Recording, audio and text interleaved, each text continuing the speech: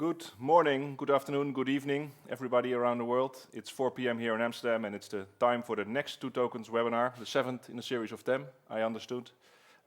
It's also the kickoff event for a negotiable e-BL consortium and the Global Trade Supply Chain Work Group, so we've got quite some topics to cover. My name is Martijn Thijssen. I'm from the Port of Rotterdam, and I will be your host and facilitator this afternoon, which is also the natural role of a port in the real world, so feeling very comfortable here. Luckily, I'm not on my own.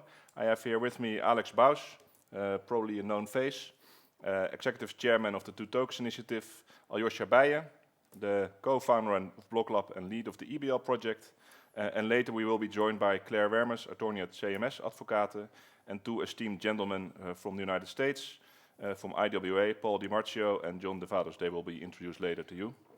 We're going to learn a lot about the electronic bill of lading, the token taxonomy, so I'm going to also learn something, because that's something that's new for me. Bills of lading, I understand, but this is something new.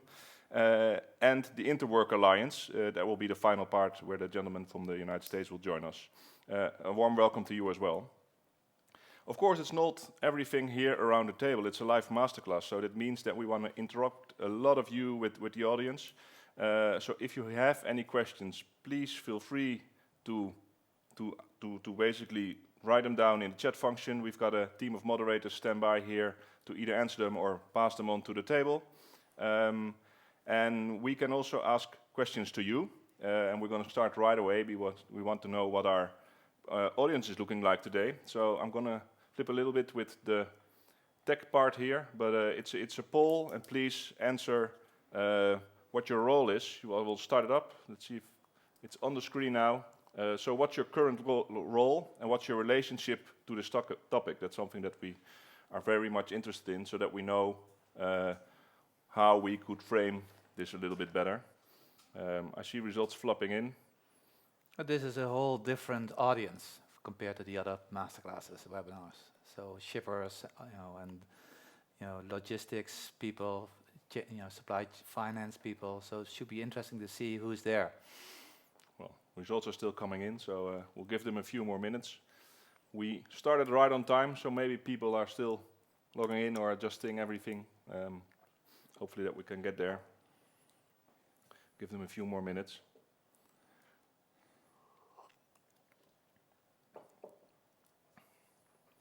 Yeah, it's calming down. So let's see what we came up with. I'm going to do now, stop the poll, and I'm going to display the results.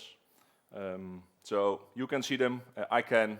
My esteemed gentleman not. So I won't. I was telling them we've got some researchers. Biggest group is developers or CTOs, 33%. Then researchers, 25%. Investors currently none. So we need to reach out to them and maybe later. We've got some supply chain finance people and civil servants and regulators. So that's an interesting mix, I think, to have the discussion here. Yeah. Let's move on to the, where am I? Here.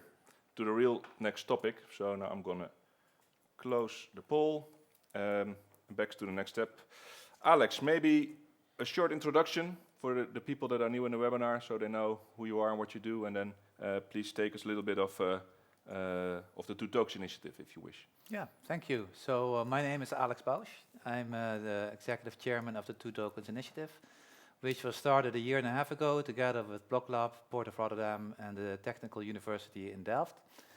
And so we are now in disseminating the use cases, phase 2. Originally, pre-COVID-19, we were supposed to do this in a big room with a lot of people there, but because of Corona, we embraced the online medium of webinars. So this summer, I should say, we did 7 webinars, so this is the 7th webinar in a row. The Two Tokens Initiative is a very big ecosystem. We started this to clarify the road to tokenization and how tokens are used in the digital economy. And so we were asked to create a roadmap of what is involved if a company wants to start using a token. Now, tokens go back to ancient antiquity. Even the old Greeks had tokens, albeit they were not digital.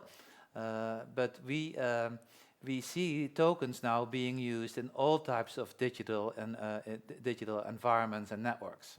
And that was one of the questions also from the Port of Rotterdam. They use a lot of digital systems. Martijn, you know best of all. How can we use tokenization to raise funding, to transfer value, to as a utility token, as a security token, what have you? There's a lot of misconceptions. And so to that end, I can show you the ecosystem, and maybe you can skip to the next slide. I can. Yep. And that's one. Yeah. Yeah. So the ecosystem is actually very diverse. The two tokens ecosystem involves bankers, financiers, financial people. It involves technical people and entrepreneurs, but it also involves a lot of legal and regulatory people. And so we bring together the next slide. If you can see in the next that when we came together in the first roundtables, we wanted to ascertain what the issues were, and so we saw that there's a lot of misconceptions and on what is allowed and what is not allowed in terms of legal, regulatory. There's a lot of different language, so we said we need to get on one and the same page, so that so that we all start talking the same language. We also wanted to show that that tokenization is a real opportunity, for society as a whole. And so in these three roundtables that in total had over 300 people participate, all these dilemmas came to light and were presented. And in phase 2, we then started on working on use cases. And maybe you can skip to the next slide. I can. The use cases were really looking at how tokenization is perceived to the law, how tokenization creates value, how can it help startups, but how can it also help a port, for instance, and that is what we are discussing here. So the 4 use cases in 2020 that we are working on now, the one that we did in June was very simple: create a utility token. Claire will be in the session today explaining a little bit what the different categories of tokens are, and creating a utility token is something very simple to do. So that was our first use case. Then we had a use case with the Port of Rotterdam, and which Aljosja will explain, is how to transfer using a token a digital bill of lading. And we are also working with the Dutch Central Bank on how a central bank digital currency should be made and what the pros and benefits are. And one of the bigger use cases that we did a lot of webinars on is next generation capital. In other words, how can we raise capital using tokenization in a decentralized way that can be applied to funding new ventures? Yeah. Quite interesting also for me personally, because I'm familiar with the second one, but all the others, all the C is this big umbrella. So it's great to see that we have so many initiatives. Aljosja, I think you're here at the table a little bit with the two hats because you're familiar with two tokens, but you're also very familiar with the eBL.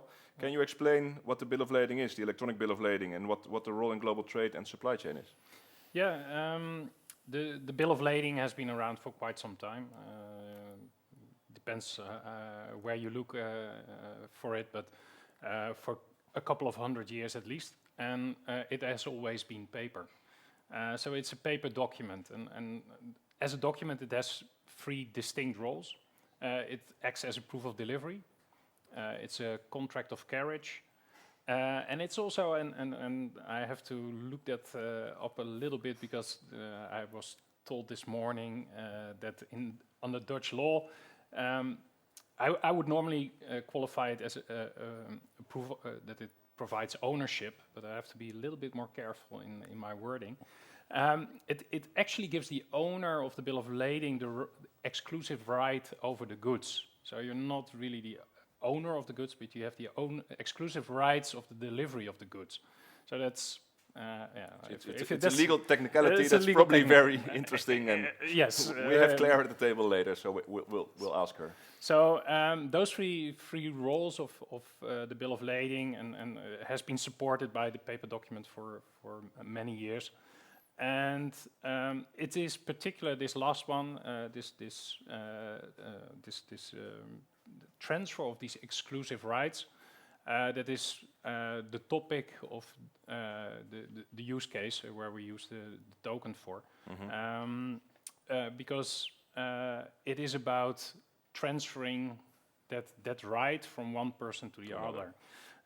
It's called endorsement in legal terms, and that can be done also multiple times, and hence the word negotiable.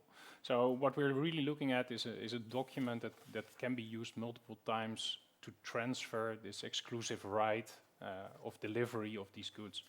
And that's really the focal point of our project. Yeah, I think we'll come to the details later. Yeah. I know you've prepared quite some detailed ground around it, so that's good. So basically and that's where my Port of Rotterdam goes on. We are part of that eBL project, of course, as well, and we're ready for the scale-up of the project, so we will announce the working group for Negotiate eBL. Alex, how does that link with the ambitions of the IWA working group? So our friends of the InterWorking Alliance are here. You know, 2 Tokens became a foundation. As an initiative, we became more than that, and so we are also one of the founding associations, associate members of the IWA. And so Paul DiMaggio and John will be telling us everything about the IWA and the Token Taxonomy Framework that they made. But part of the mission of the IWA is to endorse standards, create standards with the members, and make sure that we get adoption of what we're all doing here. But clearly, this is very early stages. And how do you get adoptions? Through standards and through companies and parties working together. And IWA is a member-driven organization. Yep. So we were asked, Aljosja and myself, to chair a new working group called the Global Trade and Supply Chain Working Group, where the first use case will actually be the eBL use case that we are presenting here today. And of course, the eBL is already being piloted between the Port of Singapore, Port of Rotterdam. Yeah. But wouldn't it be great if this were adopted between multiple ports and shippers all around the world? And that is where the IWA can be instrumental. Yeah, no, I fully agree, and I think we had a discussion earlier today on this topic, and we should start small, build the ecosystem. But this sounds to me like a real good leverage to make some next steps. Yes. Are there ocean carriers involved in this topic already with the IWA? So we are presenting here today. And there's a lot of members with the IWA, 50 plus. There are some ocean, maritime, blockchain in transport. Beta is involved, but also shipping companies like FedEx, UPS. It's a very diverse global group. So that's great opportunity here then. Yes. To bring everybody together. Of course, one of the bigger parts of this, since it's title transfer or the rights to deliver the goods, it's the legal part. 2 Tokens and Dutch Blockchain Coalition have taken the initiative to launch a legal working group. What challenges did you meet there? So the challenge, and you know more of that than I, and you told us in the preparation that you did your studies in legal at some point, but a little bit. But there's a lot of challenges in legal, and Claire will elaborate on that. But as the 2 Tokens project and IWA, we focus primarily on the legality of the token, the status of the token, and how that and how that should be dealt with legal and regulatory bodies. And the Dutch Blockchain Coalition and the port, you looked at other legal issues. Yeah. So there's a lot of things that need to be done. Yeah. In particular, what we looked at, or what we are looking at, and to give an extent of the impact that it's going to have, if we are allowed to use a token as a way to transfer. And I keep calling it ownership because the rest is such a long sentence, then the Dutch civil code needs to be changed, in particular property law. And that's not something you do overnight, and that has a fundamental impact. There's electronic bills of lading are currently already being used, but they are all used under what they call contract law. As long as you and I agree that it's fine, and it's fine, but it's not covered by anything that is statute law or the property law of each individual country. That's also that is something we want to address within this project as well, and it's not only in the Netherlands that we need to address it, but also in Singapore, and probably this is something that also applies in other countries. That would be something for me to be pretty keen on learning from, for example, United States, how that's with the law there and how far they are in adopting these digital papers. So that's something that I think we as a port would really like to know. So reaching out hand. It's still quite quiet on the chat. So please, if you have any questions or want to join the conversation, feel free to join. At one hand, I understand the USA is still waking up, so but please do join the conversation. In the meantime, I think we're going to throw the second poll in. So the second poll is now on the screen, so please pick your choice. But we would like to understand what the audience sees as the biggest advantage of tokens and blockchain technology. What's your view? What's the biggest advantage of tokens, Aljosja? I still would go with improved efficiency.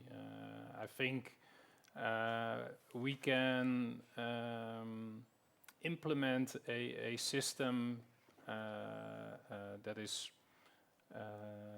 that allows for this transfer to be done electronically, and you can solve that in many different technical ways. But I believe that blockchain, as it was designed basically to do what we are now doing with the token, that it is the most efficient way of doing that. So I would say that it's the smartest and the most efficient way to do it. Okay, so we're going to see in a minute if the audience agrees. Alex, any thoughts? Well, blockchain has been around for 2 decades, so the technology is not new. And the Internet of Information really opened up the world to the information age. But what blockchain and tokens are bringing us is really the cement for the digital economy. To be able to transfer value digitally and knowing that value is not copied somewhere. And that is that of course brings a lot of efficiency and ROI and what have you, but that is the true disruption here. Okay. Well, we'll give them 5 more seconds before we close the poll and have a look at the audience. Well, we'll give you a few more seconds because we got a question. I'm going to just drop it at the table and any of you can answer it. What would it take to convince governments to change their property law to adopt eBL? That's a very good question. I think if I look at the discussion, what's happening in the Netherlands, and I think also in Singapore, is that we get a question: why is this important? That the government asks us, why should we do this? Why should we go through the hassle of changing a law? So then you're really looking at the business case. Is it good for the country? Does it help our shippers? Does it help our economy? So that's one area.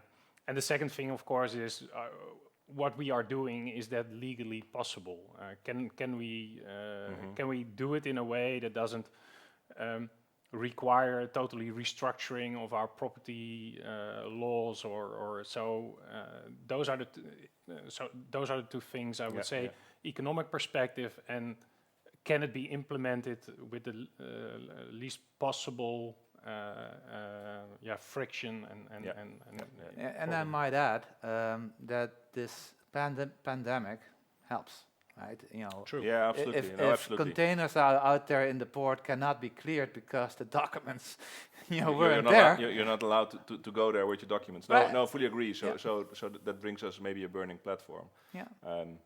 Yeah, and I think, we deal a lot with the government, and you see that they're willing, but they need to understand the why. Yeah. And of course, then all of a sudden, real politics come in, so I won't go into that detail, but then you've got geopolitics and trade issues involved, so you really, and I think that's, and so the question was, how difficult is it? It's difficult, but I think you can see governments around the world now understanding the need for this, and if you show them, bring them a use case that's actually doable, then they're very willing to at least listen and consider and start a process. So That's why we're sitting here, right? That's why we do. That's why we're sitting here. So let's return to the poll. There's one more question.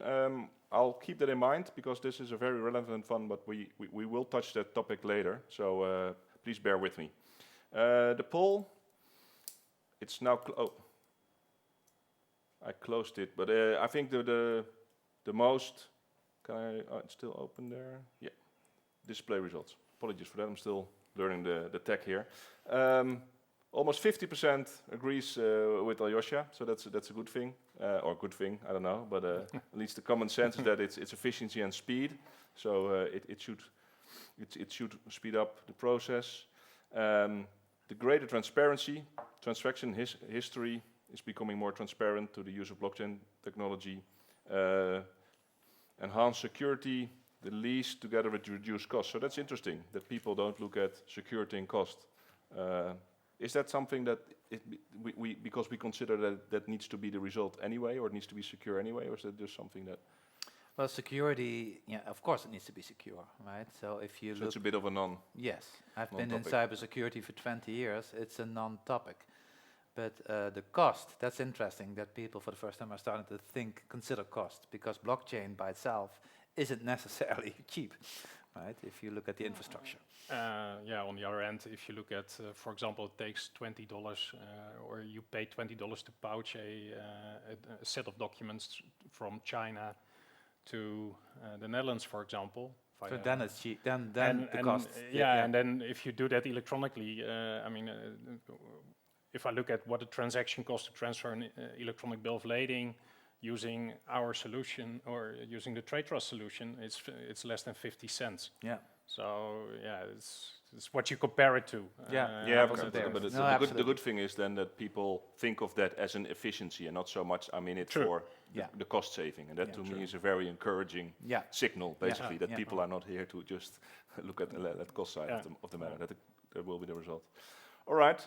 I think we're going to dive in a little bit deeper on the supply chain part and the e-BL part and what we're doing. Well, put Rotterdam again with the e-BL together with Singapore. This legal part's of course interesting, but there's also very much a perception in the world that this can be done already. Why can't we use digital documents? You already touched upon it, and quite often I hear the Rotterdam Rules. Yeah. You should change the slide maybe. I could, well, is it already there? Yeah. Well, we go to the eBL. The Rotterdam Rules. Yeah. Again, I'm also learning a lot. As I was told this morning, the Rotterdam Rules basically allow transfer of digital documents amongst the people who are involved in the contract. So that's the carrier, the shipper, for example. But that is not covered by contract law or by property law. And when people started setting up the Rotterdam Rules, they of course looked at also, okay, we need to do something with property laws as well if we want to make everything totally digital. But then, they very quickly find out, okay, let's call it a can of worms, because then you need to go through each individual country. So a lot of people think that the Rotterdam Rules take care of everything, and they do take care to a certain level, but they don't take care of the fact that property law so requires still paper, for example. Yeah, so if you want to make it a collateral, right, because that's in the end what you want to use a bill of lading for, then you need that part is missing under the Rotterdam Rules. Yeah. I'm coming back to the question that was here earlier. What's the difference with the TradeLens Maersk IBM initiative and maybe the DCSA eBL initiative in that sense? I think that TradeTrust, the way we address this is two ways. First of all, we really want to make it interoperable, and we do that using the Ethereum mainnet. So it's if you operate within, for example, TradeLens, that's a permissioned environment. So only the parties who are on that particular platform have access to that particular eBL.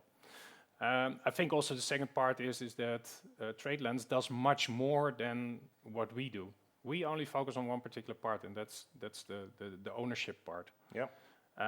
We're not transferring data. We use the native data of the eBL that is created in whatever system we have, and we'll show a demo later on.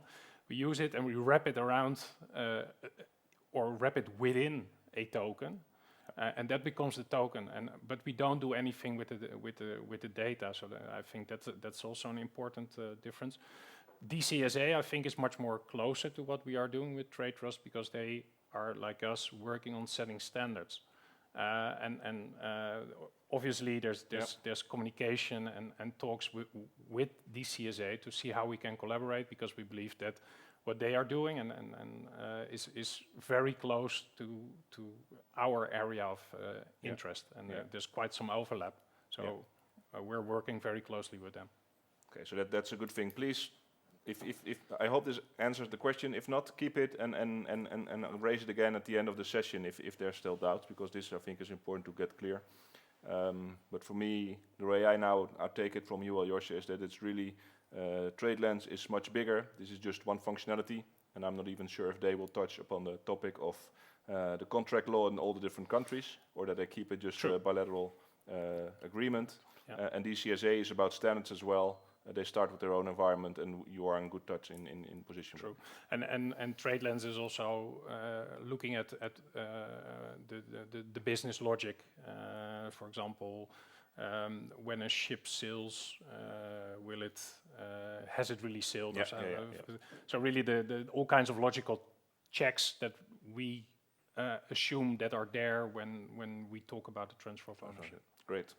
Good. We're going to dive a little bit deeper into what TradeTrust is and what eBL is and how it works, because I see the questions coming up, so please keep them coming.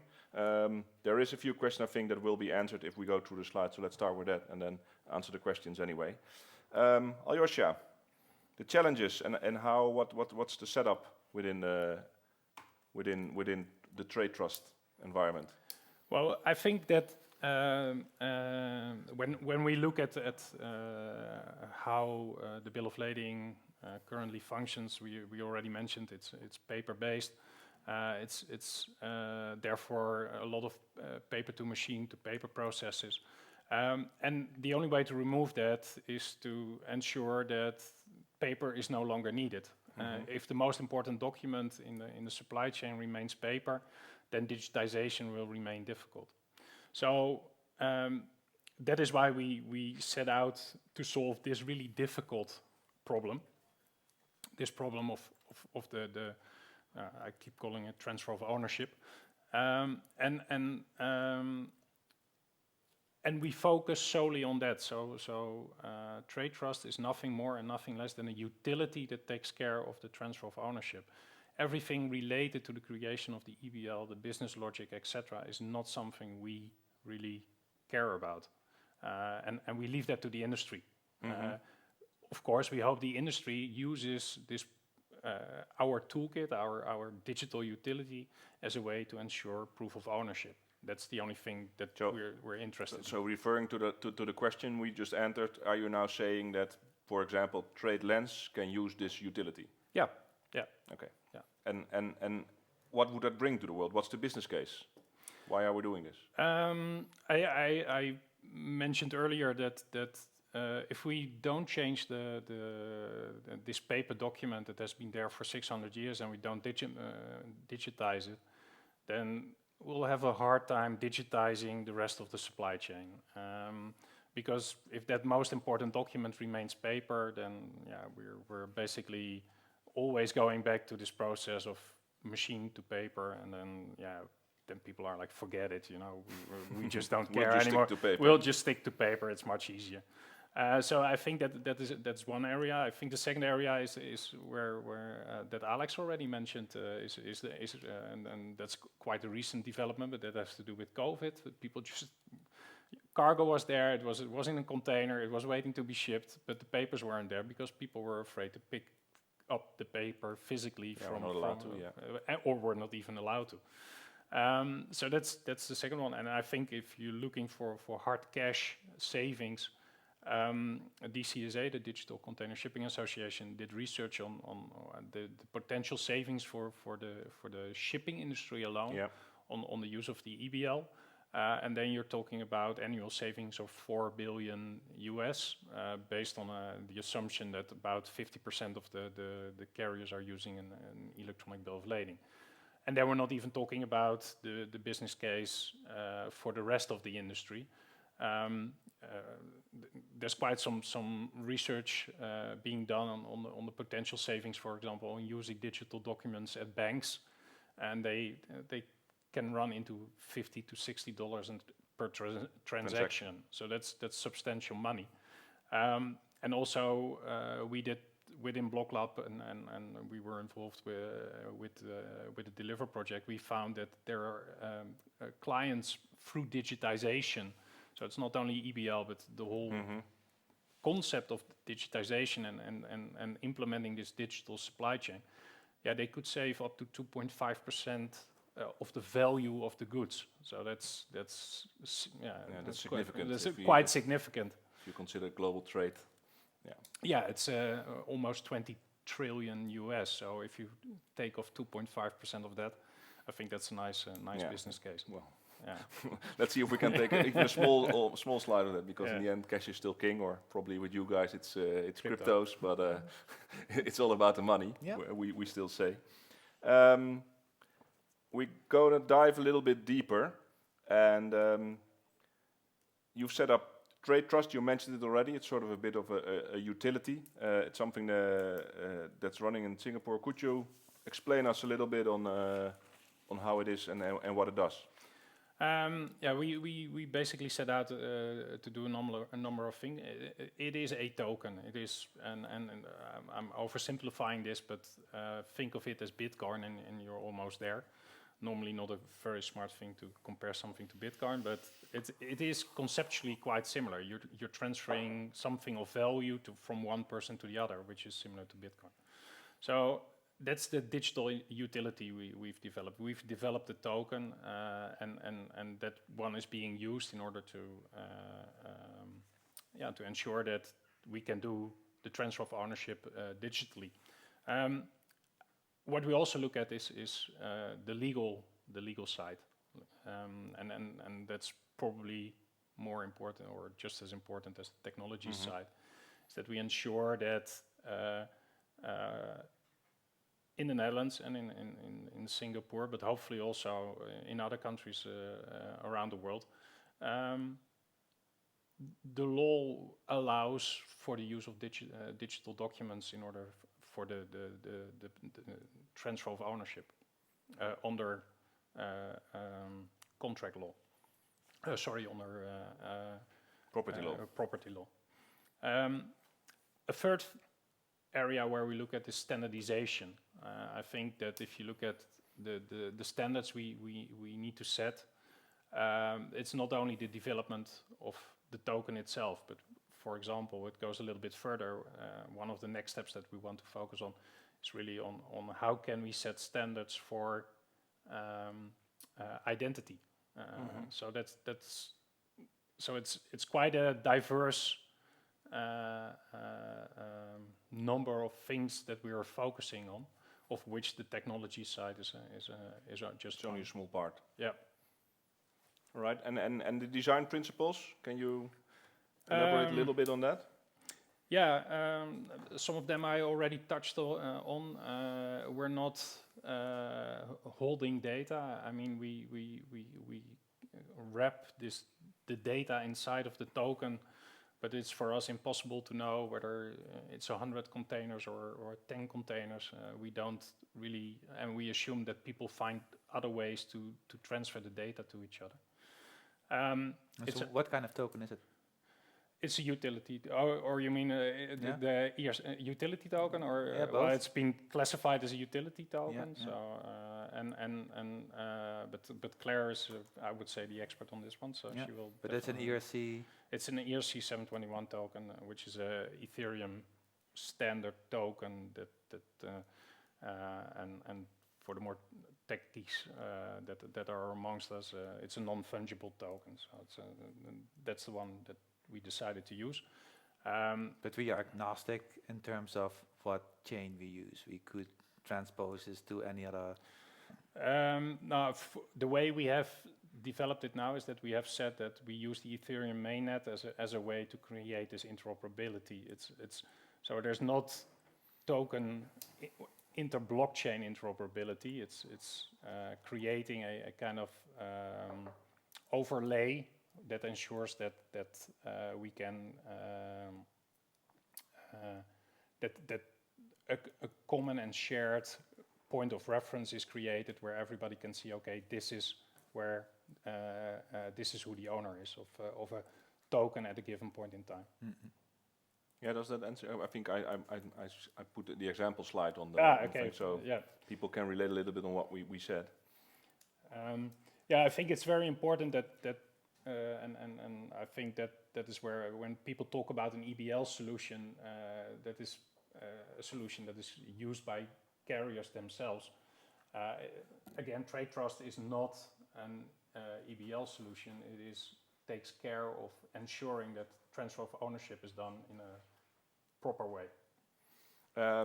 You mentioned earlier already, I think, public permissionless and open source framework. I'm going to read it on the slide now, but is there somewhere where we have, before we go into the demo of what you have done with the title transfer using this utility? Is there somewhere where people can look it up or get more information on TradeTrust? Yeah, one of the design principles that we actually use is that everything is open source, so you can find it on GitHub. It's the code is there. We put new releases, make them available on GitHub. So it's not that we want to keep it proprietary. We want to get maximum adoption of the protocol. So that's why we put everything on GitHub. And yeah, we hope that more and more people will start contributing to that. And don't forget IWA, the Token Taxonomy. True. That will be publishing, and everybody has access to this whole token taxonomy of the eBL. So and Paul and John will be elaborating on that later on. So basically everything we discuss here is public. So that's the good part. I see some questions coming up, so we'll take that before we go to the demo of what we've achieved. Does the eBL need to be embraced by the ICC and or the Incoterms?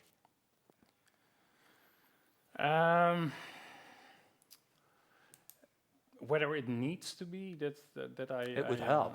I think it would definitely help. I think what we see is that the challenge we now face between the Netherlands and Singapore is really about will the Dutch government or will we be able to change that particular part of the property law. ICC support will definitely help. And working together with other standard bodies. It's also part of the UN CFACT. We're working very closely together with UN CFACT on this. So any standard body that is endorsing this is of course a big plus. Yeah. And I'm just purely thinking out of my little logistics skills from the port, but Incoterms in that sense will be sort of covered, I guess, when you start touching on supply chain financing, because that's where the chain is broken down, and that's often quite. But the thing is, you have a lot of parties working in the chain, so it helps if you have standards, and whether that is ISO or IEEE or United Nations. That we need to get all those standards bodies to start working together. But Incoterms are quite often where you sort of cut the supply chain and transfer the goods or the responsibility for the goods or the ownership of the goods or the supply, the financing of the goods. Yeah. It's all related to those touch points that we have defined as standards. So if you, and I can imagine a lot of the standardizations that we are now doing will coincide with the Incoterms sort of naturally already.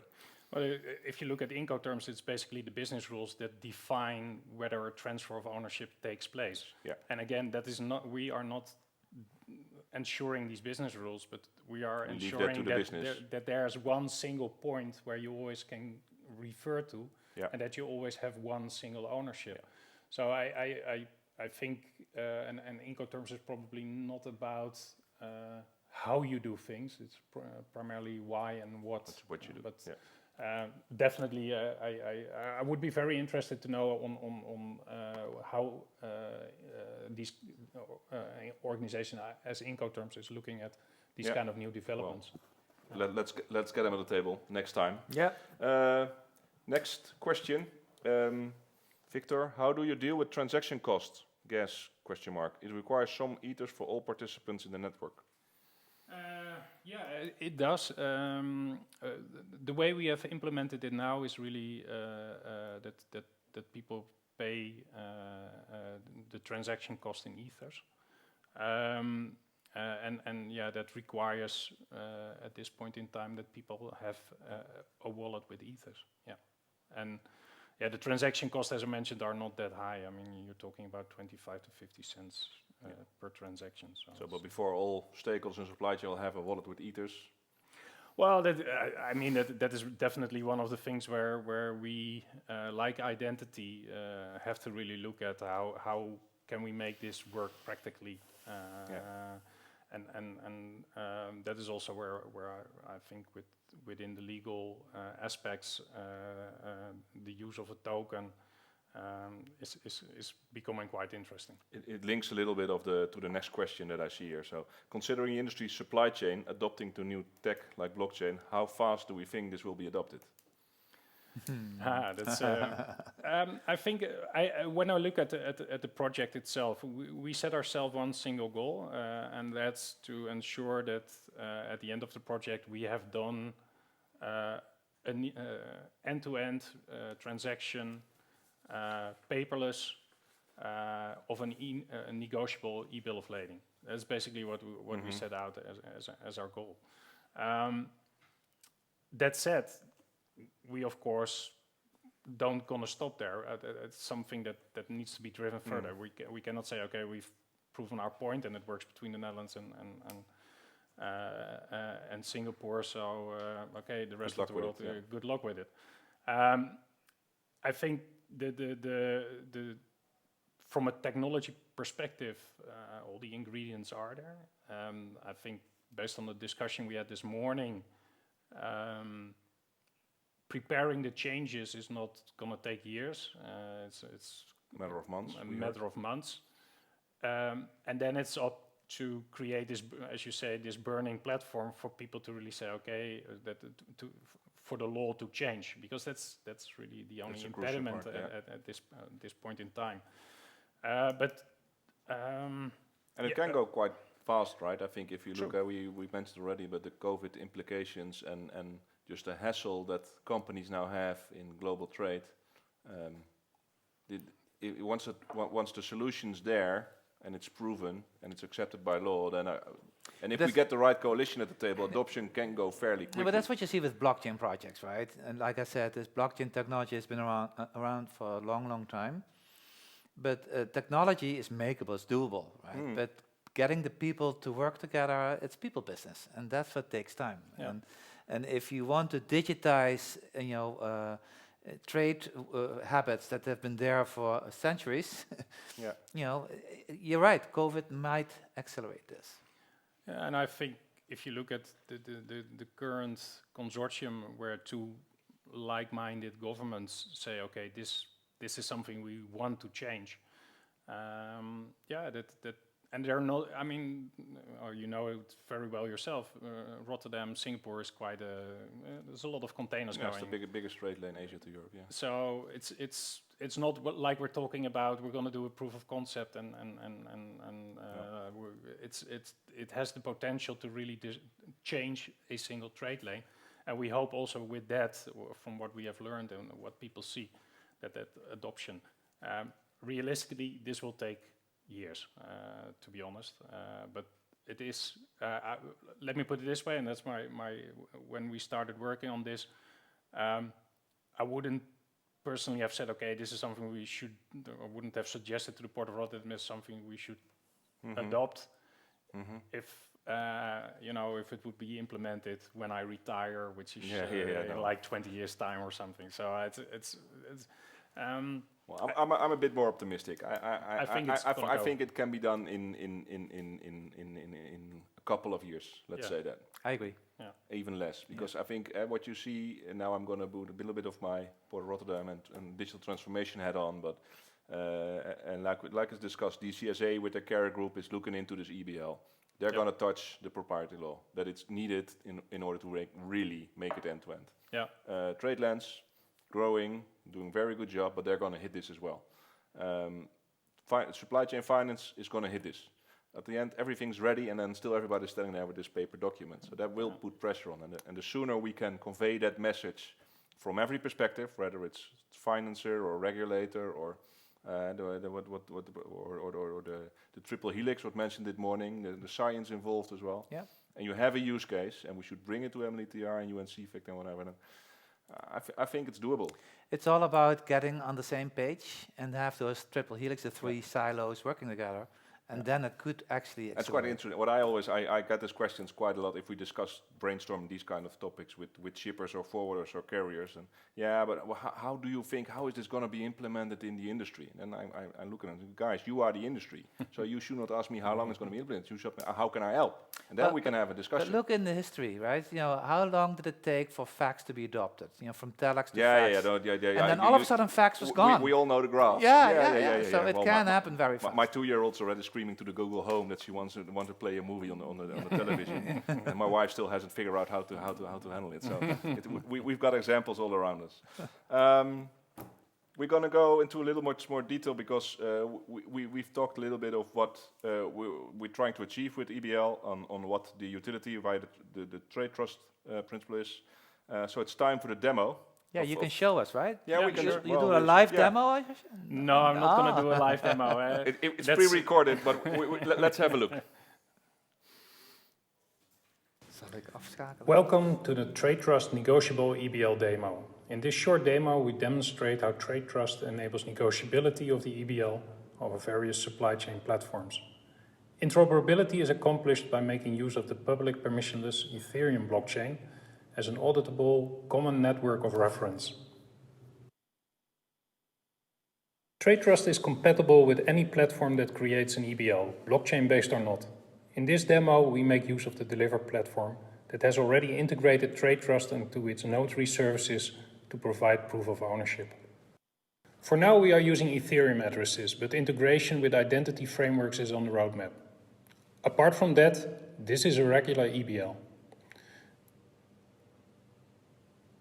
The native data format of this eBL is included in the TradeTrust file that creates the TradeTrust token. TradeTrust is payload agnostic, so any data format will do. The TradeTrust file is now part of the shipment in Deliver. Based on the various roles we have identified, shipper, holder, beneficiary, we can see at each step of the process what we are allowed to do with the document. The integrity of the document is checked by recreating the TradeTrust file using the eBL native data format received, for example, through an API connection or message broker service. But you're free to use any format you like. Note that all of this happens outside of TradeTrust or not after your data. For demo purposes, we also show the history of the transfers so far. Here we do a title transfer from shipper 1 to shipper 2. We use MetaMask as a wallet to pay for the transaction on the Ethereum blockchain. It also contains the private key that is linked to the public key of the specific user.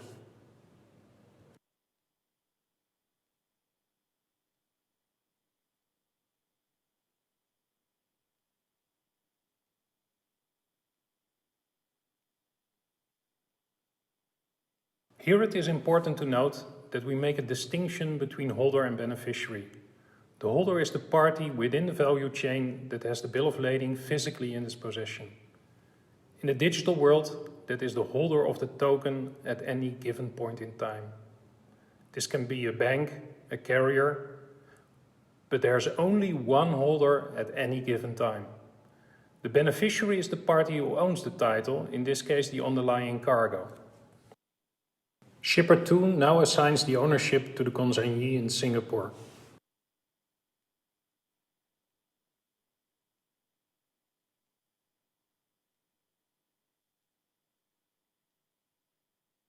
We can now see that the consignee is both the owner and the holder of the bill of lading. Also note that the consignee doesn't require to be on the deliver platform to verify ownership and authenticity of the document. The consignee can now surrender the TradeTrust token. The token is then made inactive as it returns to its creator, the carrier.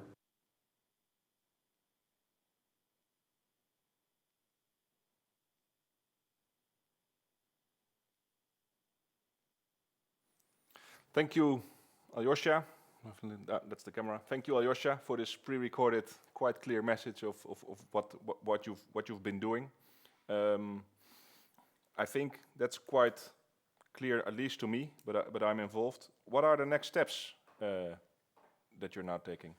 A little bit of history. What we have done right now is basically built the token itself, and we integrated it into Deliver. So that was what the demo was all about.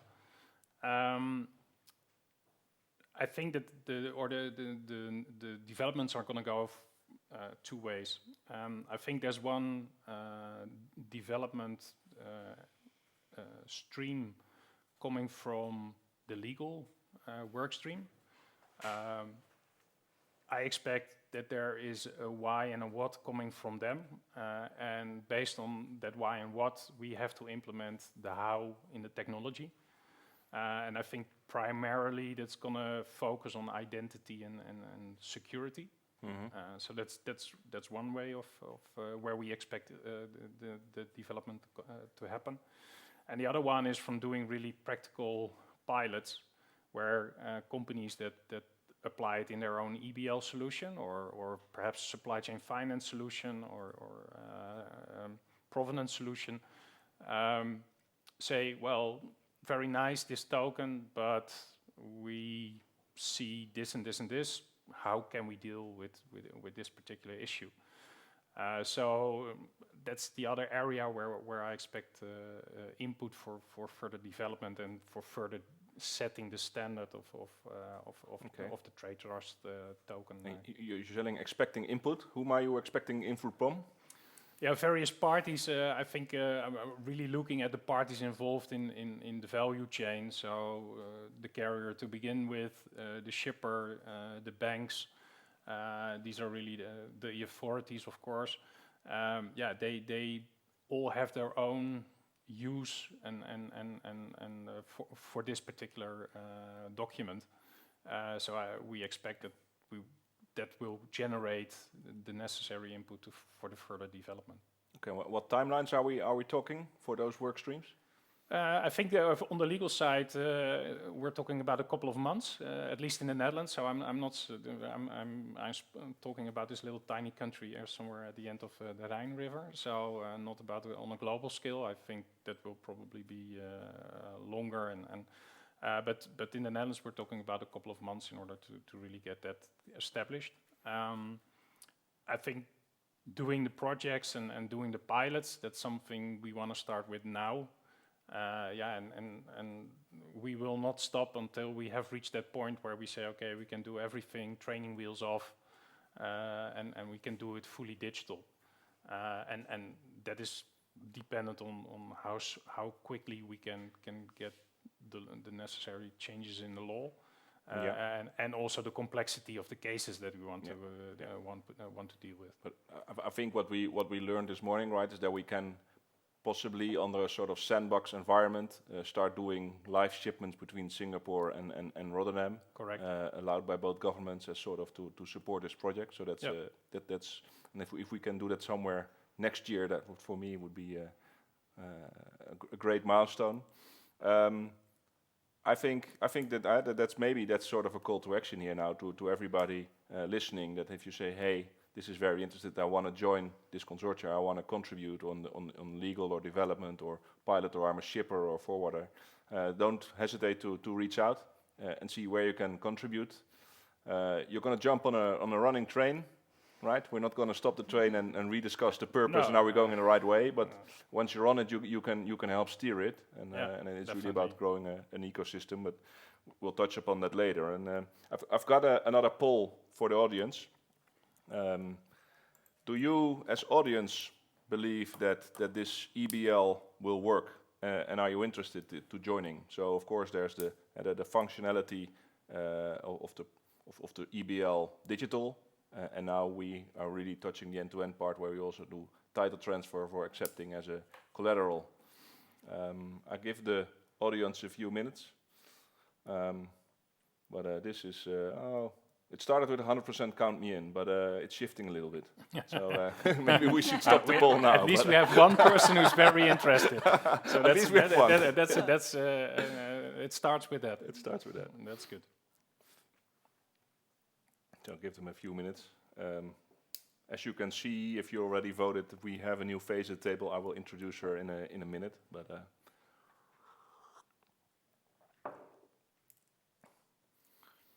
Yeah, a few more seconds.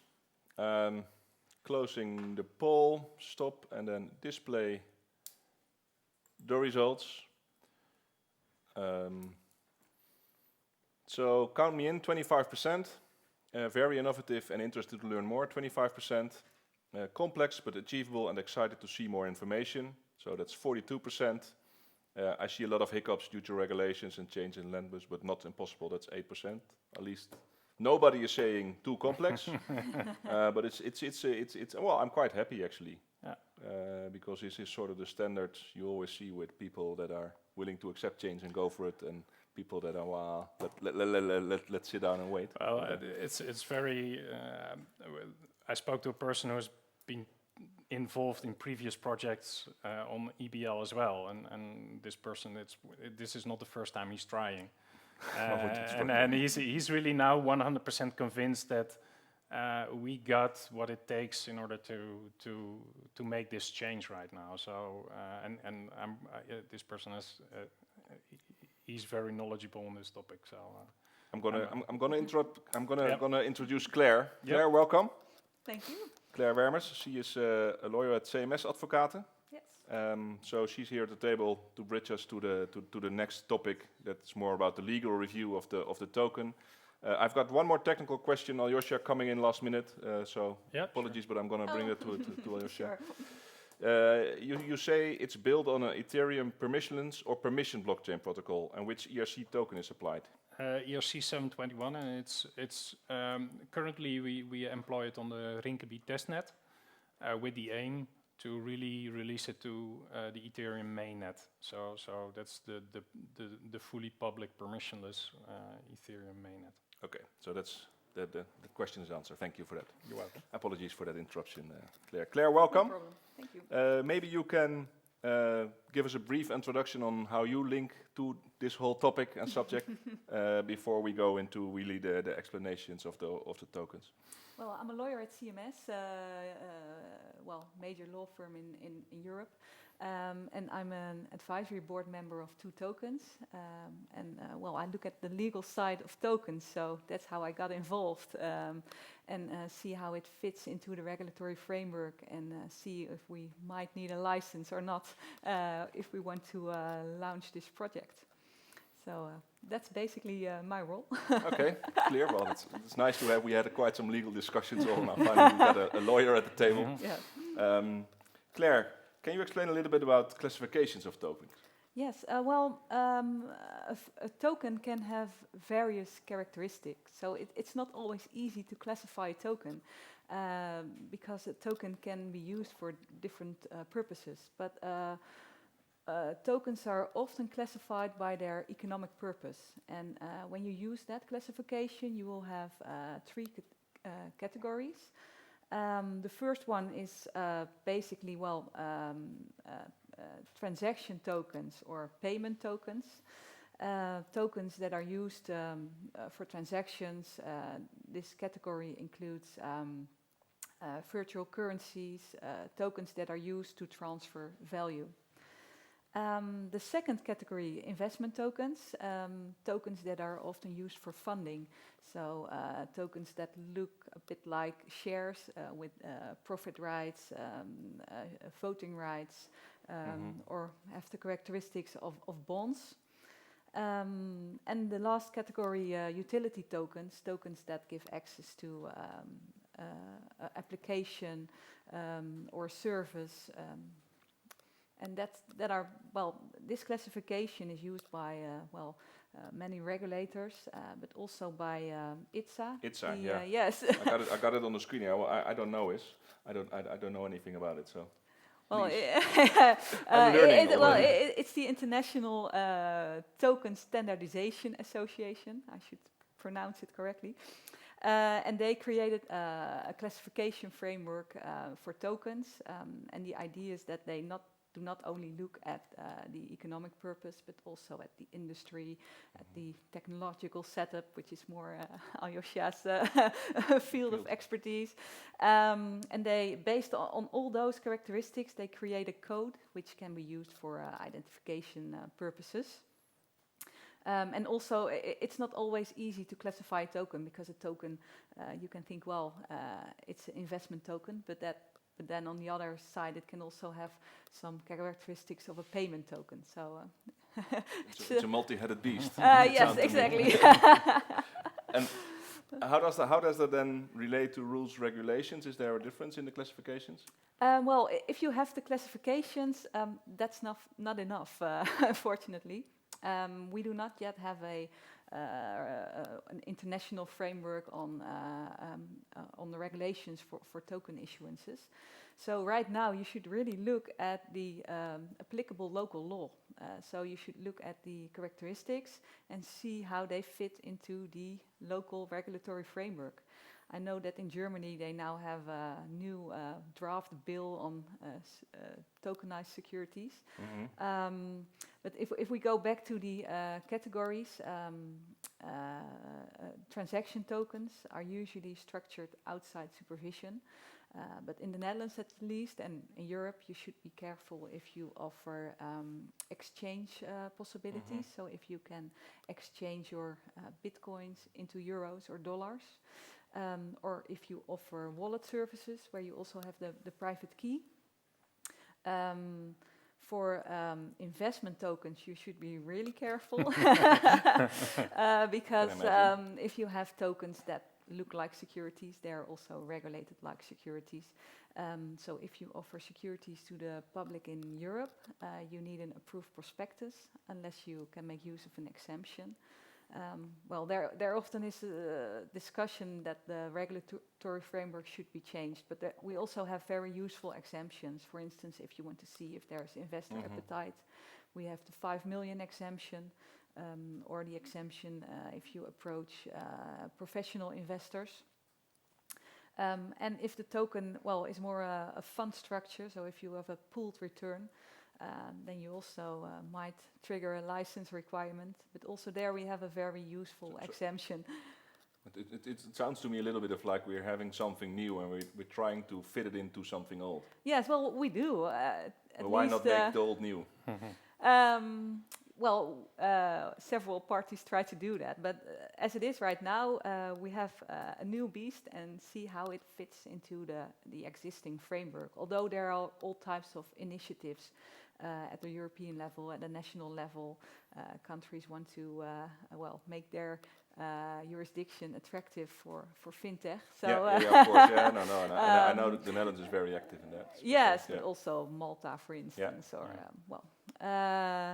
and then the last category, utility tokens, they are usually not regulated, but people often say, well, this is a utility token and I'm not regulated. But there you should be careful because there are various utility tokens that if you really look at the characteristics, they are investment tokens. So, sort of Trying to use the loopholes. If I Yes, it's put a political ink there. good marketing. Good marketing is the legal way of framing it. Yeah.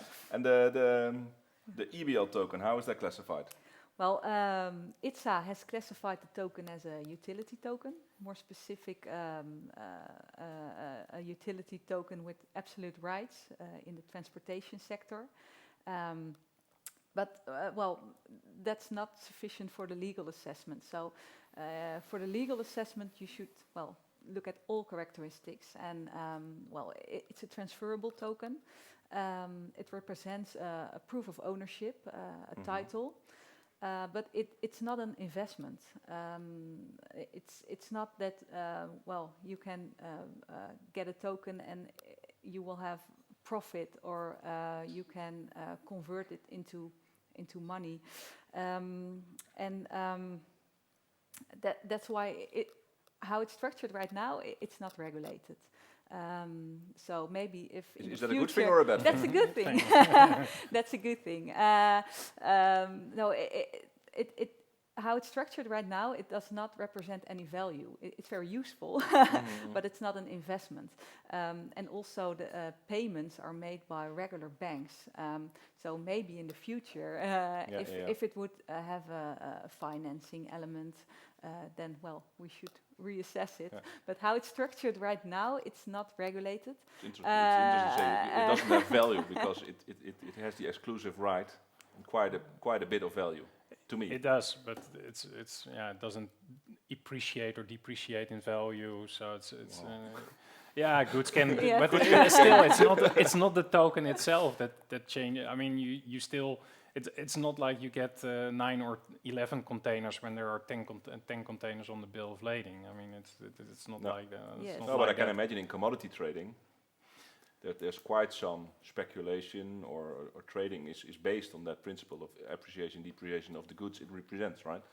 Yeah, but you're looking at the ownership, and the price side is not captured within the token itself. I think that's one of the things that you mentioned. If you start using it for supply chain finance, and all of a sudden for example, we start integrating payments or money transfers on within the token, or that are linked to the token. I think then we're probably getting into quite a hairy topic. But the way it is structured right now, but it's that's the reason why I raised it, because I can imagine that this is quite something that we need to explain to the public. If you're talking to forwarders or shippers, or the difference between the value of the token, the value of the goods that it's representing, and how it's done. Yes or not regulated, or yes, no, but indeed, if you will create a link between the value of the token and the goods, then it will become a financial instrument, and it will be regulated. Those are maybe some things that we should maybe for the future. Very black and white. But that's quite a clear statement, right? If you say if you link it to the value of the token, then you're in all different ballgame. Or to payment structures. Then you. Maybe this is very clear for the audience, and only thing that's learning something new. No, I don't see any questions coming up, so maybe it's just me. But it's a very valid question, I think. I must say it was also my first impression when I heard about the token. Well, that's a good thing. That at least I got the same question as a lawyer has. And why hasn't this then be fixed? How is it? Why the token is then not regulated, but how is, I mean, coming from your background, why haven't we fixed this yet in the Netherlands, then, that we can go to electronic? Well, that's also another discussion, that right now it's more the requirements you need for a bill of lading, but I think the token that is created, it's now pretty straightforward. So I think the legal discussion, the challenging legal discussion right now is not focusing on the token, but more on the requirements for that are needed for a bill of lading. It's all proprietary law, we understood this morning. Yes. That's then a whole different.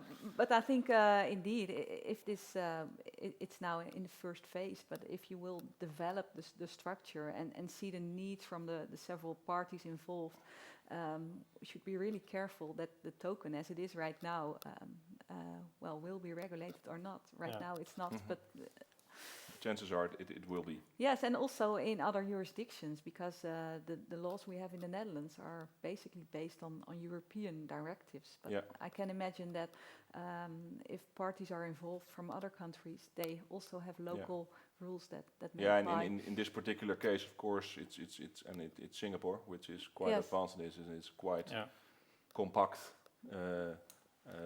structure where government is really closely involved. But I can imagine indeed from my recollection of my propedeutic Dutch law with the system they have in the UK or in the US, it's going to be completely different. Yes. Different story. That will be interesting to discuss with our partners later today on the US part. Claire, I think I want to thank you very much for your contribution. Thank you for having me. I think we covered it all. Looking very much forward to working on this, because this is something that we should not miss. Thank you again, Claire, for your contribution. This is also, I think, the time for me to say goodbye. I'm going to start up a next poll, but I've got 2 little girls that I need to pick up from school, and I'm the only one currently in the Netherlands that's able to do that. My wife's out of the country, so apologies for me for leaving earlier. You're in good hands for the final part on the InterWork Alliance.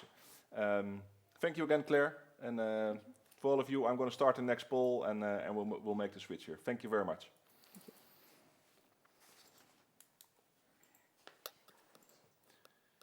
So the next poll. Where are we? What's the most important requirement for implementing a token framework? Place your bets, and we're going to make the switch here at the table.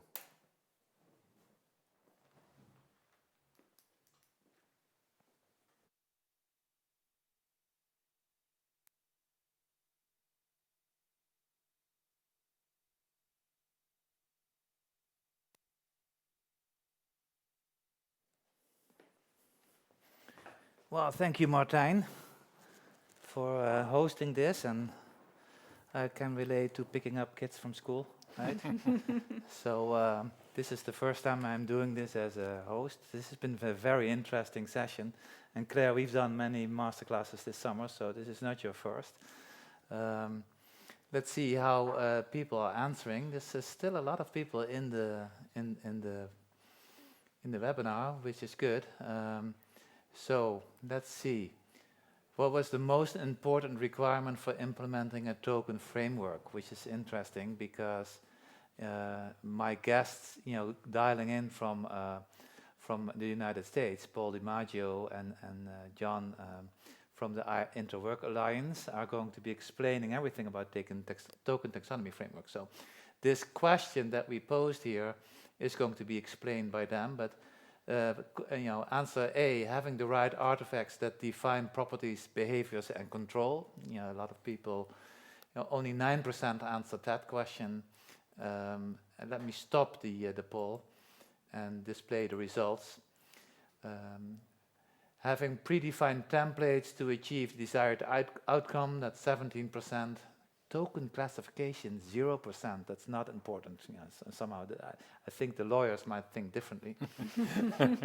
But okay, so 67% says all of the above. All right. Well, this should be an interesting introduction to our next guest, and the next guest being, let's click to Paul DiMaggio, and who is the director of marketing of the IWA. And Paul has been on the Zoom call all this time and unable to see what was happening, but he could listen in. Paul, are you on the call? I am here if you can hear me. Yes, I can hear you. So this is technology for you. And maybe, Paul, you can do a small introduction of yourself. And of course, John is also in the call. I think from what part of the world are you dialing in from? Well, myself, I'm in Connecticut. I wish I could be at the table with you guys, but that's not possible. So maybe sometime next year. So I'm sitting on the East Coast, and John is actually sitting on the West Coast. Hi, John. Good to see you. You're in Seattle, right? Yes. Hello, Alex. Yes, I am based in Seattle. It's quite early in the morning, but very happy to be here. Thank you for the opportunity. Well, what was interesting is that Aljosja started at 8 o'clock this morning with this same webinar that we're doing now, but for the folks in Singapore, which so this has been an eBL day, if you will. I'm delighted to have a lot of folks from the IWA from the United States join us here. So this is a global event. This is technology for you. Let me click onto the next slide. Maybe you can give us a short introduction on the InterWork Alliance, Paul, knowing full well that I basically killed all the slides, took out a lot of the text, so I take full responsibility for that. But I know, Paul, you're a good a presenter, and you don't need all those slides. So why don't you introduce IWA? Thank you. Sure, thanks, Alex. We usually just like to put stuff on the slide so people can have a walk away or whenever they watch. But very simply, the InterWork Alliance is it's a nonprofit, member-driven organization. It's composed of people who build technology, people who consume technology, other organizations such as Two Tokens and Blocklab that are all focused on building out this concept of a market for token-based multi-party digital interchanges. We all recognize, though, that there's a problem here in that, there's so many projects going on in this space and they're not all doing it the same. And therefore, it's almost impossible to do what we call interworking across them. So our basic mission is to bring inclusivity to this market. And we do that by focusing on building standards. So we're going to go through today and talk through some of the standards that are going on. These standards address market requirements. That they are inclusive of all technologies, they are effectively technology neutral. So, as you'll see from our philosophy, you can't focus on platform first. You have to focus on the business case first. And that's the stand that we take. So if we could move on to the next slide. I'll click onto the next slide. And how does this relate to the law? I mean, we have Claire sitting here at the table, and we work with the ITSA framework as well. How do you look at the law at all? Do we look at the legal implications of the tokens? Yeah. That's up to the members who are actually going to build them. It's getting a little ahead of myself, but if you think about a token as a composable framework of various different parts, you can put the parts together any way you want. And I guess you could do that legally or illegally, or following the law or not following the law. That's not an objective of our organization. Our organization is here to make sure that the people who are building tokens do so in a very similar way, one that can bring repeatable processes along. And so therefore, if a member is going to build an electronic bill of lading token, and there are certain legal restrictions around that, our responsibility is to make sure that those restrictions can be expressed within the token definition, but the member themselves would have to then, ensure that they've passed all the qualifications around that. So the ITSA and the IWA and what we're doing here with Two Tokens are very complementary.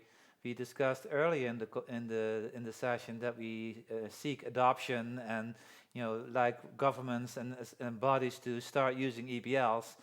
I think all three of us, IWA, ITSA, and Two Tokens, are going for the same thing at a different angle. Yeah, that's absolutely true, and that's why we all work together. And there, for instance, a very great piece of work just came out from the ITSA that compares the ITSA and the Token Taxonomy Framework and what the differences are and the similarities. And again, it's all trying to raise the tide for all ships to make sure that we build a market out of this and all do the various aspects that we do best. Great. Go ahead. No, I was just going to say, I know we're probably getting short on time, so I don't want to cut John off in his wonderful demo. But what I just want to say is that, again, we focus on taking a business-centric approach. I've been in the industry for a very long time. I've actually worked on blockchain, with IBM, with Digital Asset, with the Enterprise Ethereum Alliance, and now the InterWork Alliance. And so often we focus on looking at, what platform are we going to put this token on, and then build up from there.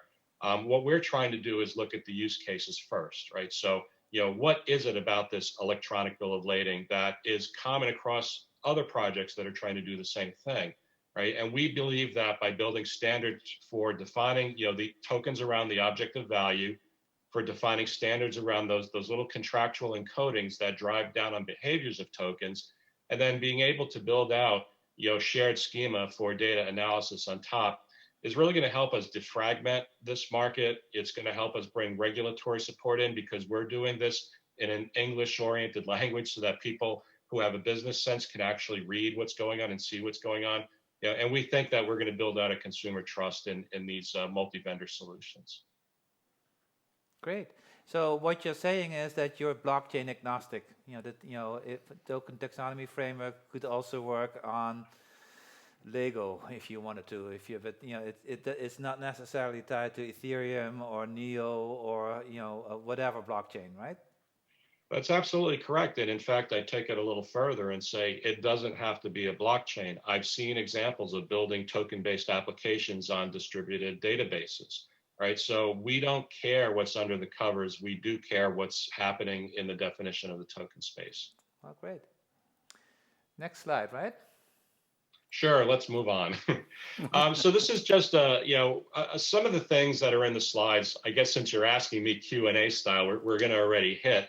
But this is a concept of, if you look at any business use case, we're looking at, global shipping use cases today. But, think about central bank digital currencies, think about global real estate, think about carbon markets, where you're trying to build out sustainability markets on carbon credits and such. So many people are going after these use cases, but they're all going after them in a slightly different way. Even though the ultimate, if you think about what are the items of value that are being tokenized, what are the actions that have to be taken against those items, they're pretty much the same. There may be small differences in terms of, differentiating my market from your market, but if we want these things to talk together, or maybe even more importantly, if we want to find people who can provide value-add services across multiple implementations, they all have to be speaking the same language. And this is what we're attacking at the IWA, is ensuring that as you tokenize value and as you build out contractual encodings that drive down on that value, everybody takes the same approach, and therefore all of these markets will work better together. So, Paul, what would you say is the low-hanging fruit in industries? Is this IWA?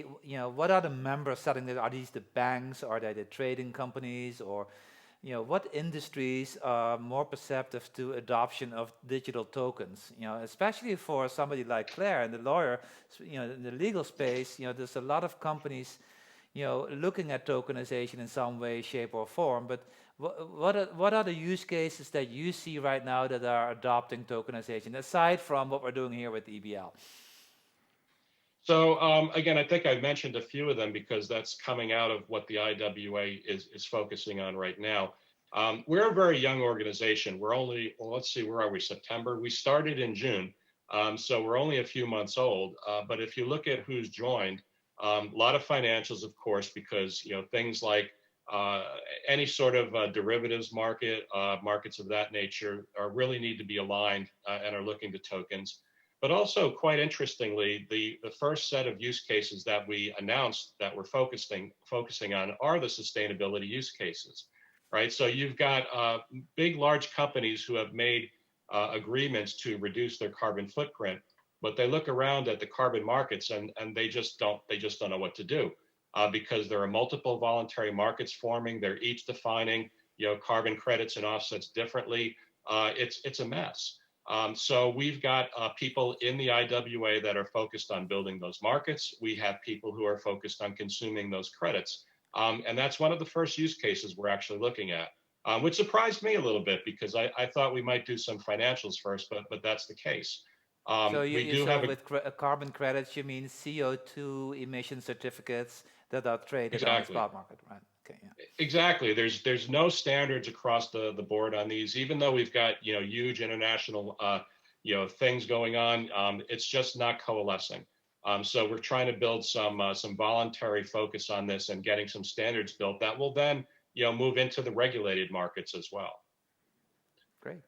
You have any questions? So no? Other examples, I just say I mentioned global real estate. We'll be looking at security tokens in the very near future. We're going to be looking at here at the focus on shipping and other sorts of supply chain use cases.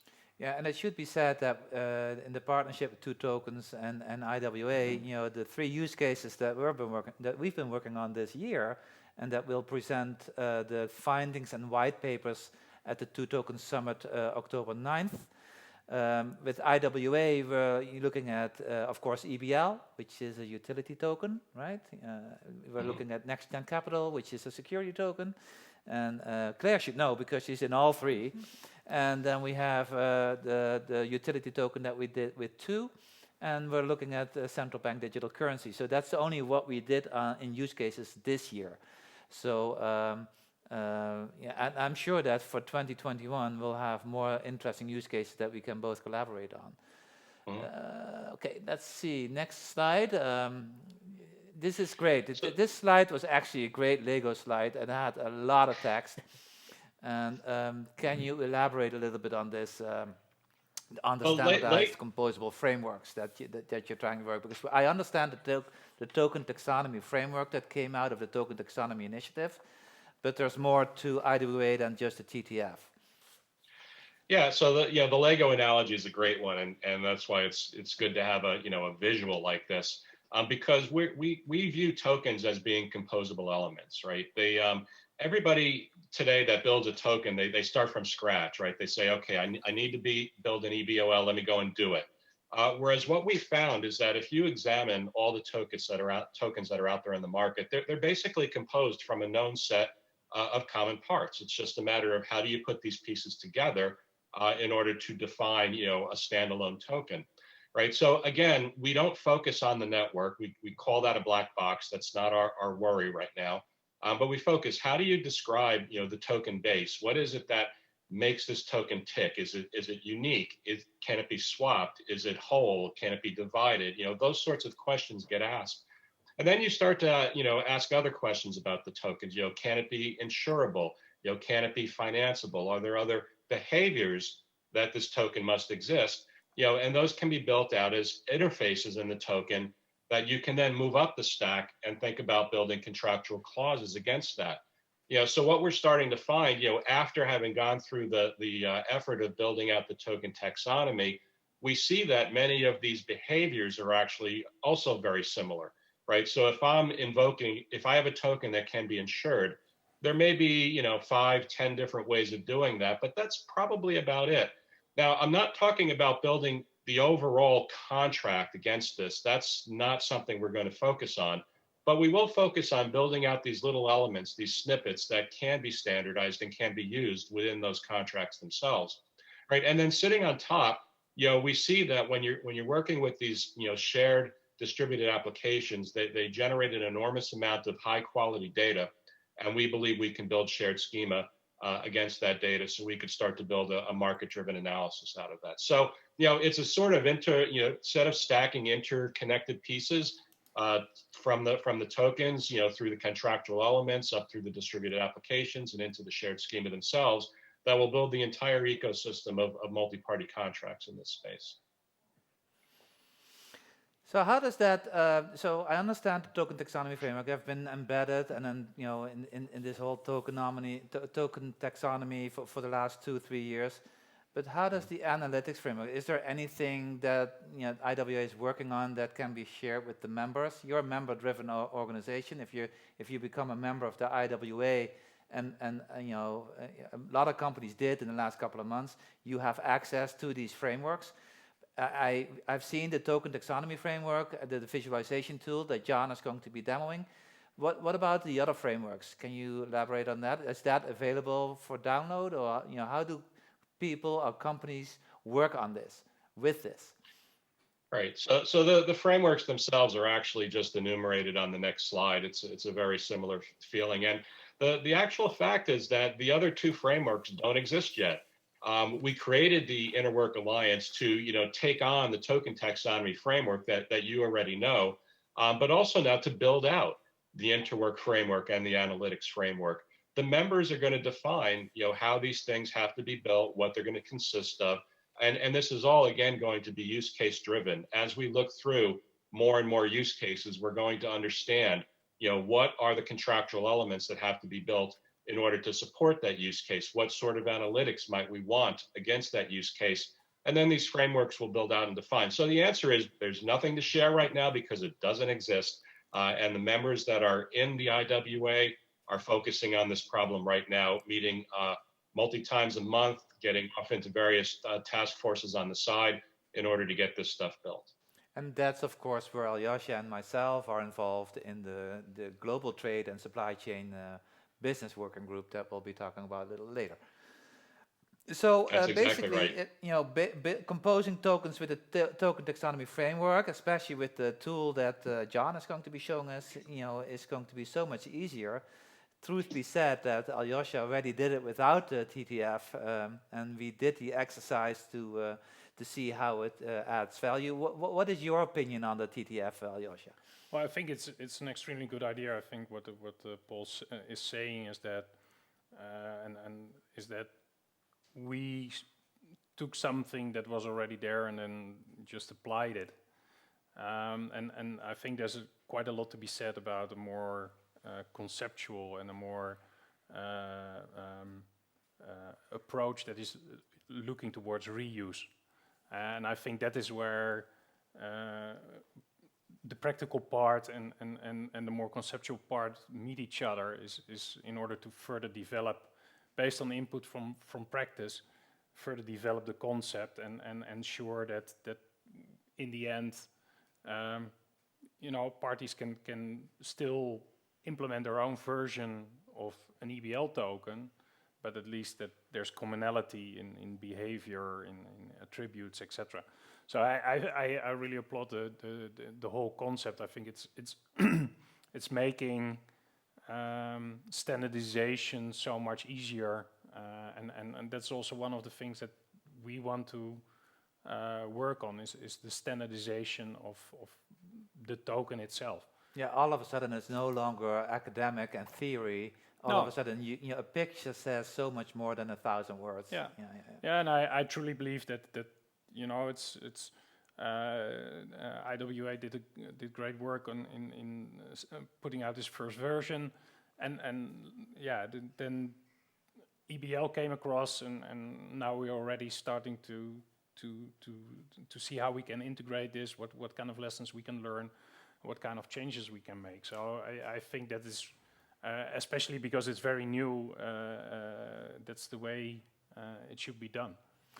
Talking from experience, we have all these different experts, that we work with. There's over 300 people in 2 tokens alone in the last year. Legal people, professors, engineers, bankers. But now all of a sudden we have a tool to visualize and to show this is the eBL token, this is part of the white paper, this is what it looks like. And the token taxonomy framework, and especially the tool that John is going to be showing us, adds so much value. Let's go on to the next slide. Unless you have something to tell about artifacts and templates and baking a cake, these of course were the questions that we asked, and maybe we should ask the questions again, because now that you hear Paul explaining it, it makes a lot more sense. Paul? Well, why don't you move on to the composing token slide, and while you're getting there, I'll just to bring back the conversation you just had, the discussion of how the eBL token that was built by Blocklab already pre-existed. It was built before the TTF, but yet when you came back and started to use the TTF to define and visualize it, so probably some 95 or more % of that token was already, could be built from the components that we have in the TTF. And this shows the universality of what we're building out for virtually any use case. And, so if you're out there and you've already progressed, down a road in building a token, you can still come in and use the TTF to visualize that token and figure out how you may want to change it or enhance it, or, even still change the TTF in order to make sure that we can support it. Right, so this composing slide, we like to think of the process as baking a cake. It's Alex, you like to kind of snicker at that, but it's a good analogy. And if you think about it, all right, maybe a lot of us aren't bakers, but we all know how cakes are made, right? You decide what you want to build, you find a good recipe, You go out to the store, or, well, depending on if you're quarantined or not, you call for the ingredients, and you just follow the recipe, put the ingredients together. The TTF is basically the set of ingredients and the set of recipes that we know. The ingredients are the composable elements of tokens, and we generally define them into these four kind of categories. The classifications are the bases, right? So we talked about this a bit. Is it a fungible token or non-fungible? Meaning, does it have a unique characteristic, or can it be swapped for others, like fiat currency, for example, would be a non-fungible fungible token. Then we think about, after that, we think about what sort of behaviors and behavior groups does this token exhibit. So, this is a description of the capabilities, or restrictions that are to be addressed by this token. Properties are just, the sort of values that sit within a token, and these may be set, preset or predefined, or they may be defined at token creation, or they may be changed somewhere down the road based on a property. For example, if I'm thinking about a title deed to to a certain piece of land, the information about the owner will change if that piece of land is sold. That would be a property-based behavior. And then, as I described, we don't build contractual logic into the tokens. We build interfaces into the tokens.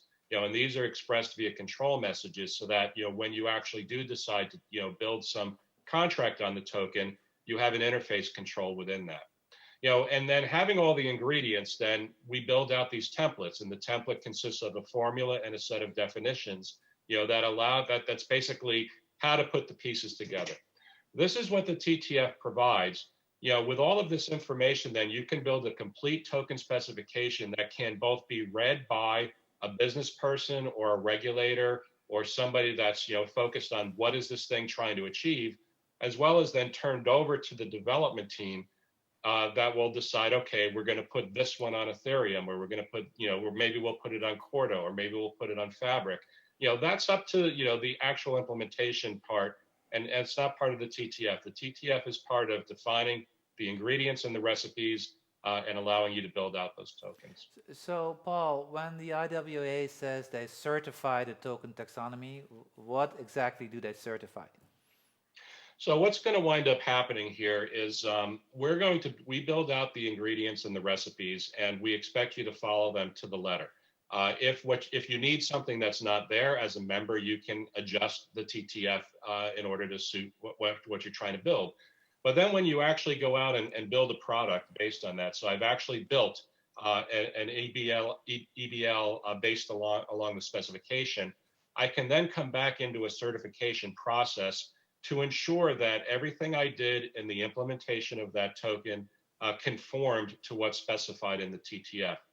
This process doesn't exist yet. We're going to build it. Again, we're only three and a bit months old, so the certification is not there yet. But eventually, what we expect to happen is to have some sort of a consumer confidence built up in anything that's tokenized and built according to the TTF, with a stamp of approval. We want the IWA to become as well known as other organizations, such as the Wi-Fi Alliance and others, where consumers know about Wi-Fi. Consumers understand being certified to a Wi-Fi standard means something.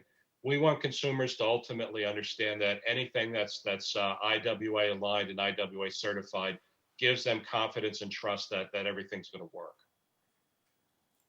Great. Before we get ready for John's demo, you can maybe elaborate on the token classifications and the hierarchies.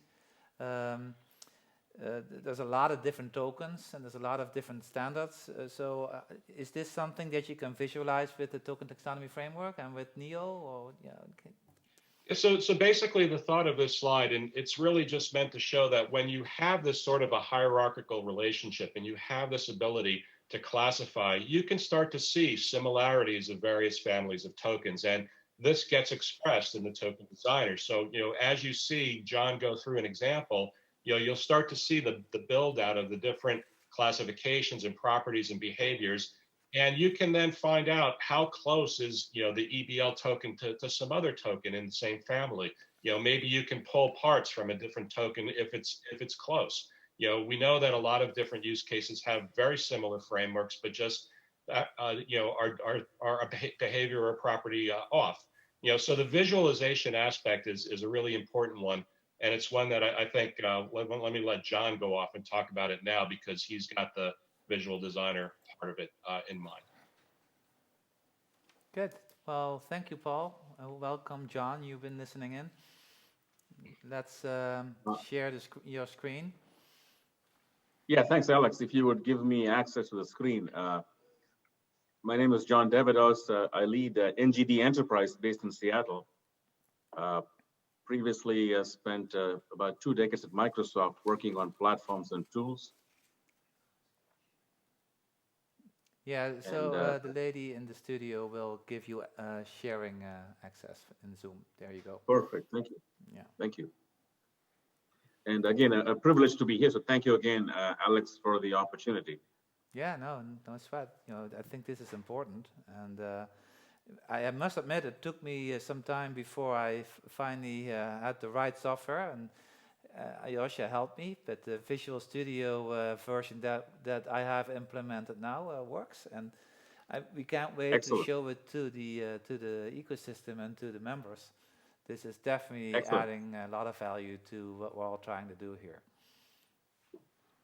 And while we wait for the screen sharing, just to give some history here, you know, if you look at, of course, tokenization, you know, we've been tokenizing for quite some time now. But the way I think about it is, you know, if you go back to the history of databases, you know, people were building databases for a long time, but in the 70s, the ER model and having SQL transformed the industry. You know, all of a sudden you had standards and tools. And the same thing, you know, if you look in the early 90s with the rise of UML and tools like Rational Rows, we could build, you know, professional software across the industry at scale because we now have access to tooling and again, underlying schemas. And by the way, John, you're the host of the Zoom conference now, so you can share the screen yourself. Okay, let me see. It says that the host disabled participant screen sharing, Alex. Yeah, I think they made me the host and not John, so that we just need to swap that out. There you go. We gave control to the United States. What do you know? Huh? Now, about this voting thing in November. No, different subject. That's a huge responsibility, so there we go. There you go. All right. I still think I do not. Oh, okay. There you go. Thank you. It turned out to be my responsibility to give it back to you. All right. Thank you, gentlemen. Excellent. So, Alex, as you said, obviously, you know, you have a variety of tokens. You know, you have utility tokens like the bill of lading. You're working on security tokens. You're working on central bank currencies, right? So on and so forth. So we designed in the IWA the visual token designer as a surface, much like if you think of, you know, Rational Rows back in the 90s, to take the TTF meta model and then to visually to model, to architect, design, share, collaborate, and then eventually to be able to instantiate the token, you know, on an Ethereum or, you know, pick your blockchain of choice, or as Paul said, it doesn't have to be a blockchain, right? So I'm going to quickly walk you through. Of course, you know, with respect, we will not be able to build a bill of lading token in the few minutes we have, but I hope you'll get a flavor for what is available. Now, firstly, the tool is an open source tool. It's available, as Alex said, in the VS Code marketplace. Just go type in, you know, IWA token designer, you'll have access to it. So 3 things here I'll show you. So firstly, on the top left here, you know, we have what is called the token artifacts. And again, as Alex was saying, you know, you could have fungible, non-fungible, you know, digital currencies, you know, the whole host, the gamut of it. So over here on the top left are really what you might think of as the atomic components. The token basis, fractional, you know, whole fungible. Secondly, of course, you have the behaviors. So for example, you know, you could design a token that has to be compliant to certain policy or regulations. Another one is potentially, is the token, you know, can you divide a token? in the TTF, we think of these as behaviors of a token. And then the last one here is what you might call properties of a token. For example, you might design a token to have a skew property. And by the way, all of these are extensible. So what you see here is a subset.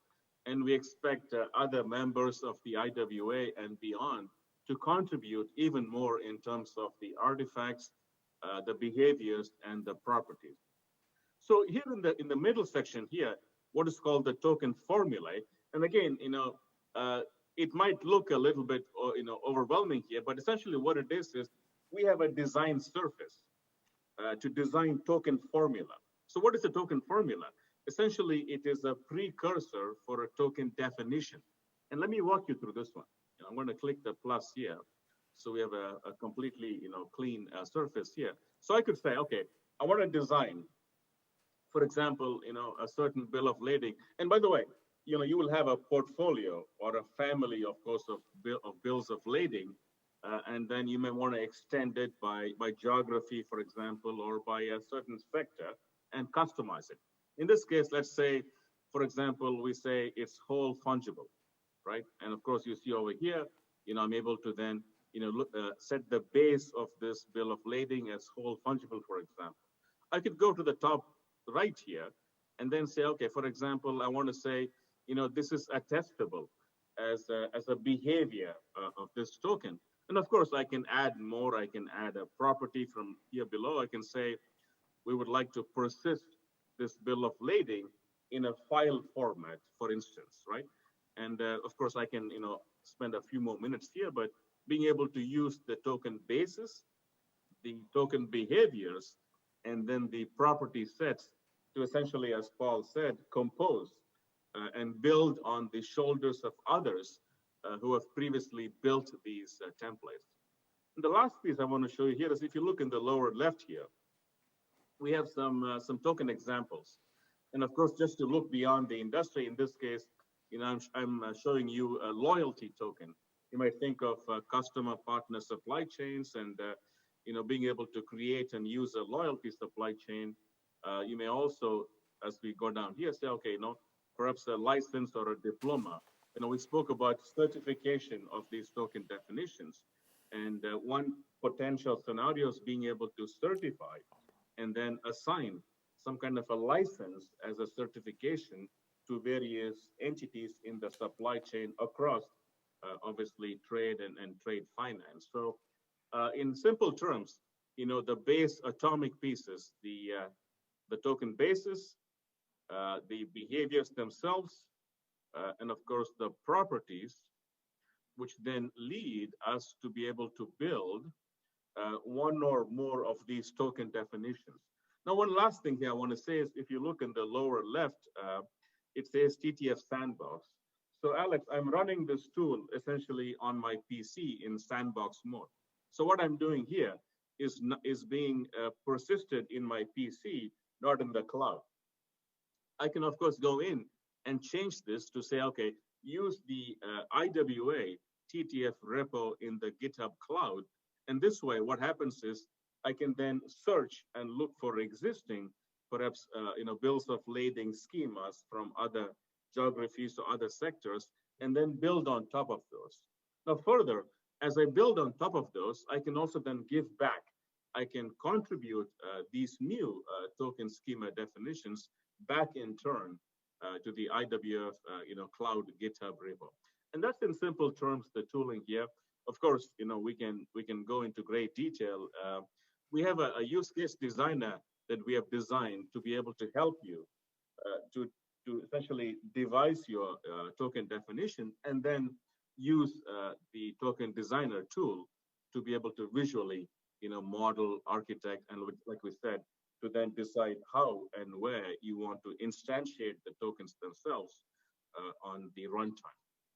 I want to pause here, Alex. I'm sure you have some questions for me, so no, thank you, John. This and I have to really be grateful because you're at the end, coming near to the end of the session. This has been a very in-depth webinar that, and you were unfortunately at the end. But I should reiterate that that there will be more sessions on the Token Taxonomy Framework and how developers can start working and using the tooling, because that's what we want. And there is not enough time in this session to really go in depth, but if you are interested, for those of you signing up, and I think if I recall, 60% of the participants today were developers or in some way, shape or form technical. By all means, I know IWA is hosting webinars, but at 2 Tokens, we are also looking at doing something with the tooling and setting up a webinar and to go in depth. Which brings me to the next subject, John, before we wrap up. IWA is a member-driven organization, much like 2 Tokens. If you're a member, you get access to this tooling, right? Absolutely. The tooling, the meta model, and of course, the largest set of existing schema definitions and token templates as well. Right. Because we announced it earlier today. The new business working group that we're going to start with the IWA, within the IWA, is Global Trade and Supply Chain Working Group.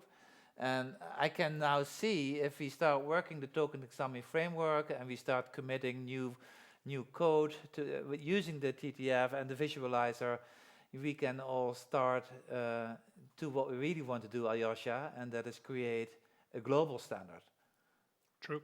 Right? Yeah, that's I think I thought you wanted to say that what we really wanted to do is make kick-ass applications, but I think I fully agree with that.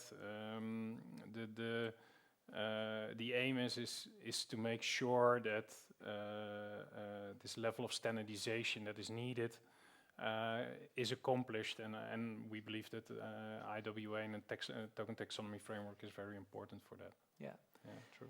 So there's a whole deck on what the working group is going to do. It's governed by the laws and bylaws of the IWA, and we are just merely helping setting it up. And the interim chairman, you're looking at him, and the vice chairman is Aljosja. But what's important, the purpose for this global working group is the development of a framework and apply this framework towards electronic bills of lading in a broader sense of global trade and supply chain. So our call to action to you all is please join us. We've had several meetings with the IWA and the members of the IWA. So it looks like this is going to be a very exciting business working group. Paul, John, you have anything to add at this time? Yeah, thank you, Alex. I'll give it back to Paul for the closing comments from the TTF IWA side. Over to you, Paul. Oh, thanks, John. I think Alex just covered it. But basically, just to reiterate, the way that we function at the IWA is we are member driven, and that means that the business use cases that get examined are defined by the members. So, I'm not sitting around saying, okay, this is what our framework's going to be. It's based on you guys. And so whoever joins in the IWA, we will look at whatever use cases you want to look at. And I really love that formulation and that approach, because, you know that you're looking at some real world problems and they're being driven by the people that are experiencing them. So, that's about it. If you want more information on us, we're at InterWork.org. And Alex, thank you so much for having us as part of this webinar. I really appreciate being partners with you guys. I'm so excited about the eBL use case, and I can't wait to see it in production. Well, thank you, Paul. Thank you, John. Give my regards to Ron and Marley. And I'm sure we're going to be hearing more of you. I would like to thank everybody here in the studio and everybody working behind the scenes on the masterclasses and the webinars. Don't forget that a lot of work went into the white paper. We're not done yet. Legal review, still some work to be done. But rest assured, this I don't think this is ever going to really be done, right? No, Done. hopefully right? not. To use Scrum terms. I would like to also ask you to mark your agendas. The next masterclass will be on next generation capital, again with Claire Marlene on high-tech Excel, the introduction of deep tech and tokenization. And don't forget to look out for the Token Summit. Due to COVID-19, we're going to be doing this online, which also has a silver lining, because it will be so much easier for you all to join, whether you're on the East Coast, the West Coast, Singapore, or here in Europe. It's all going to be online, hosted at the headquarters of the Rabobank, and that's going to be October 9th. Thank you all for watching, and look forward to seeing you online soon.